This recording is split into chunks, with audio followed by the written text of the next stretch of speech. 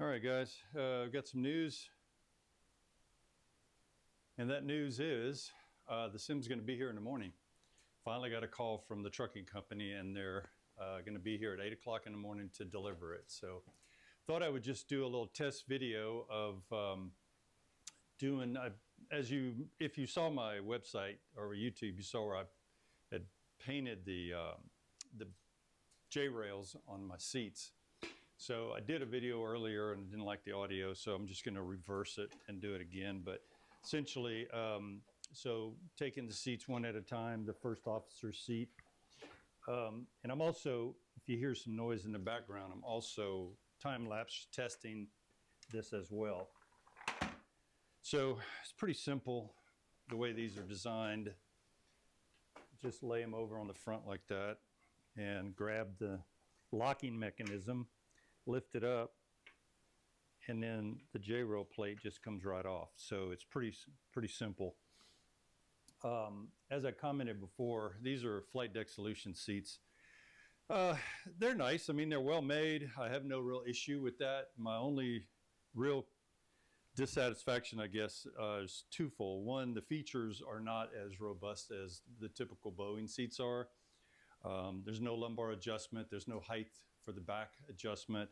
And the arms don't flip up and collapse in like they do on the real Boeing seats. Oh, and the headrests don't adjust. They're fixed. So what you see is what you get. The only other, I guess, beef I have with them is the mechanism that locks your positioning in place. There's this pin that drops down into the locking spaces. And once you're positioned, there's a little bit of movement in the seats. They're not super smooth. So that part I'm not real thrilled about. So, and the other thing I was testing too was the audio. I'm trying out a lapel mic on these two. There's a little tab on these seats that you have to make sure that you get them in underneath. Otherwise, oops, I think this one moved. Nope, it's right. Okay. Want to make sure that they're in the right position, otherwise they won't articulate, because these have a little curvature on both the inside and the outside, so they'll follow these rails, and so it's important that you get them lined up correctly. And then that little tab needs to be underneath. See, this one's getting hung up already.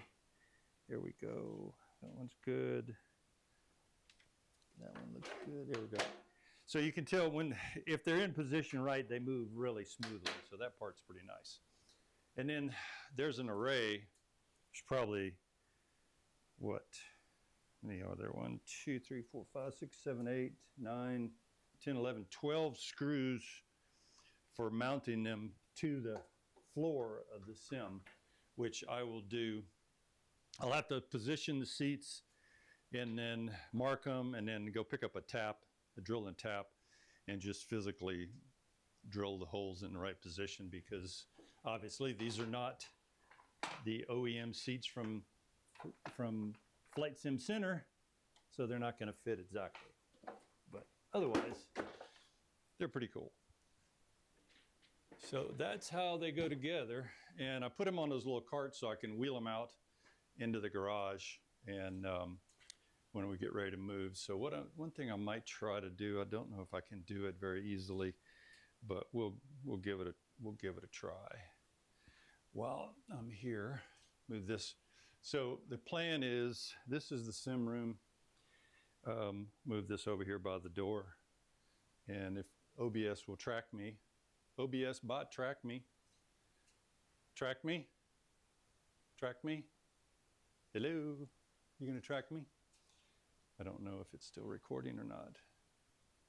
OBS bot, track me. There we go. Smart little cameras, kind of cool.